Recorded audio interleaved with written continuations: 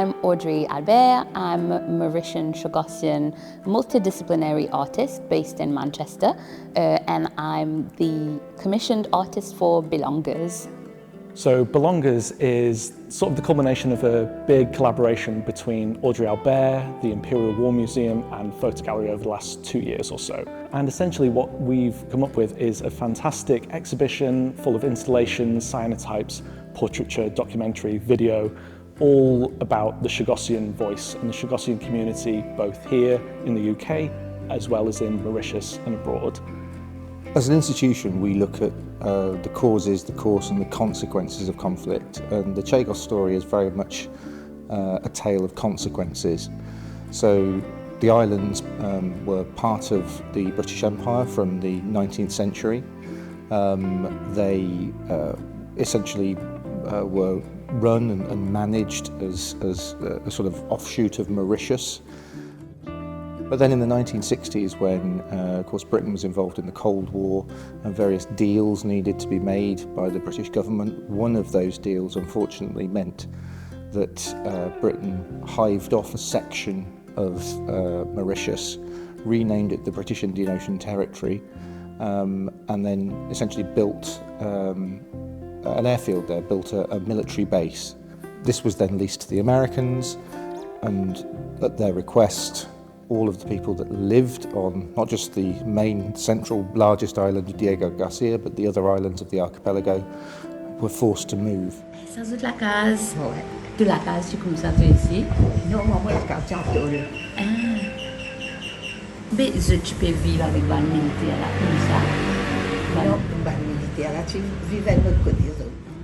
Through my work, I want to celebrate Chagossian culture, so I try to put a lot of emphasis on the joy that it is to be Chagossian and the pride that also comes with that, with the identity.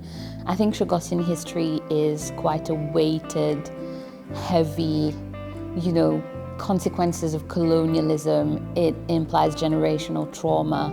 But through this exhibition and through my work, I want people to know and to see that Chagossians are so much more than only this colonial history that people know of. We're more than our trauma, and there's also lots of things to be joyful about and to celebrate, and that's what I hope this exhibition is.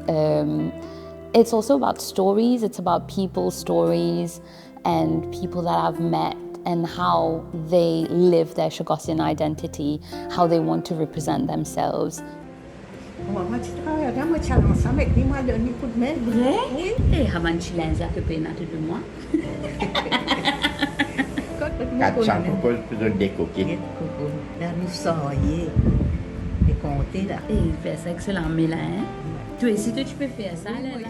I think for us it was really important that Audrey was able to lead on this project as someone who had lived experience, came from the Chagossian community. It was important for us to be able to support her to have opportunities to work with the community, but in a really informed and with integrity, really. So it's a very complex subject. There are very different voices and opinions within that community. It's not a homogenous group.